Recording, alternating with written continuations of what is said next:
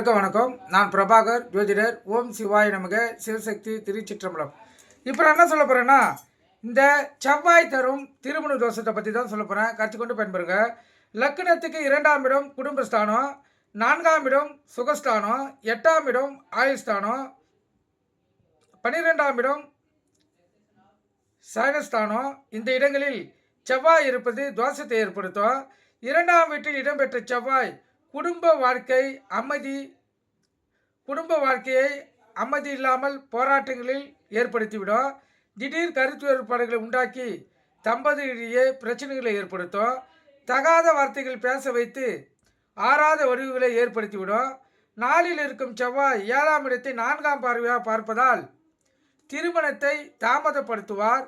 நிச்சயதார்த்தம் முடிந்து திருமணம் முடியாமல் நின்றுவிடும்படி செய்வார். தாயால் திருமணத்துக்கு ஏதேனும் ஒரு வகையில் தடைகள் ஏற்பட்ட வண்ணம் இருக்கும். அதேபோல் 7ஆம் வீட்டில் இருக்கும் செவ்வாய் 8ஆம் பார்வையாக குடும்பஸ்தானமாகிய 2ஆம் இடத்தை பார்த்தால் காதல் களியாட்டம் ஆகியவற்றில் ஈடுபட வைத்து பின்னர் ஏமாற்றத்தை ஏற்படுத்தி விடுவார். அதனால் மனதில் விரக்தி, வெறுப்பு ஆகியன உண்டாகி திருமணத்தை தாமதப்படுத்துவார். மற்ற 8ஆம் வீட்டில் இருக்கும் செவ்வாய் அவ்வப்போது உடல்நலக்குறைவு, பிறப்பு உறுப்பில் நோய், ஊரை விட்டு ஊர் மாறுதல், அயல்நாடு சென்று திரும்புதல் போன்றவற்றை ஏற்படுத்தி திருமணத்தை தாமதமாக்குவார். 12ஆம் வீட்டில் உள்ள செவ்வாய் எவர் மீதும் சந்தேகம் இருந்தாலும் நிலையற்ற தன்மை போன்ற காரணங்களால் திருமணத்தை தாமதப்படுத்துவார். அதேபோல் சந்திரனுக்கும் செவ்வாய் தோஷம் உண்டு.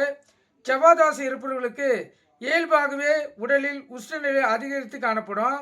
அதேபோல் காம உணர்வுகளும் அதிகம் உண்டு. இரத்தத்தின் தன்மை அதிக வீரியமுடன் காணப்படும். அதனால் தான் ஆண் பெண் இருவருள் ஒருவருக்கு மட்டும் செவ்வாய் தோஷம் இருந்து மற்றொருவருக்கு இல்லாவிட்டால் திருமணம் செய்தல் கூடாது. மாறாக திருமணம் செய்தால் உடலுறவின் போது திருப்தியின்மை அல்லது அதிவேகமாய் உறவு கொள்ளுதல் போன்ற விரும்பத்தகாத சம்பவங்களால் தம்பதிக்குள் பிரிவு ஏற்படும். நடத்த விஷயங்களிலும் மாறிவிடும். சிலருக்கு குழந்தை பாக்கியம் இல்லாமலே போகும். எனவேதான் செவ்வாய்க்கு செவ்வாய் பொருந்தி வருமாறு பார்த்து திருமணம் முடிப்பதே நல்லதாகும். பொதுவாக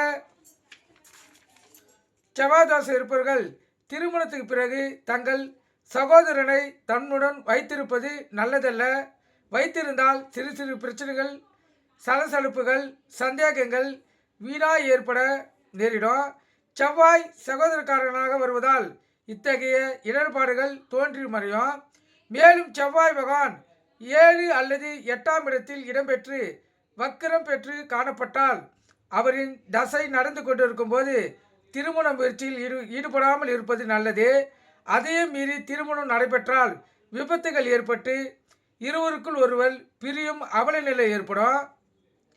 திருமதி மேனகா காந்தி ஜாதகத்தில் 8இல் இடம்பெற்ற செவ்வாய் தமது திசை காலத்தில் மேனகாவின் கணவருக்கு திடீர் மரணத்தை தந்தார்.